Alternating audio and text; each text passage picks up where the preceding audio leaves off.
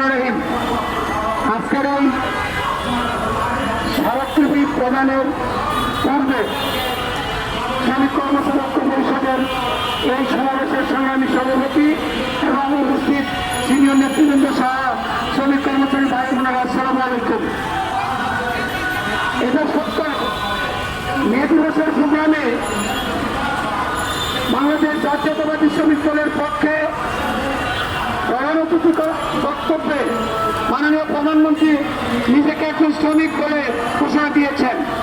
আমরা তার জন্য শ্রমিক কর্মচারী ঐক্য পরিষদের পক্ষে এবং বাংলাদেশ জাতীয়তাবাদী শ্রমিক দলের পক্ষে তাকে সাধুবাদ জানাই।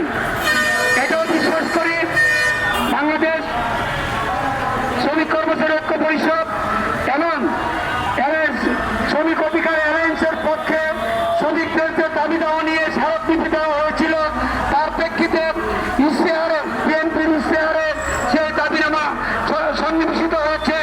আশা করি সেই দাবিনামা অতি সত্তর পূরণের জন্য আজকে যে সাংবাদিক সম্মেলন এবং স্মারকলিপি প্রদান করা হচ্ছে এর পক্ষে মাননীয় প্রধানমন্ত্রী থেকে শুরু করে অন্যান্য মন্ত্রণালয়ের দায়িত্বে যারা আছেন তারা অবশ্যই এটা যুক্তিসঙ্গত উপায়ে এটা সমাধান করবেন।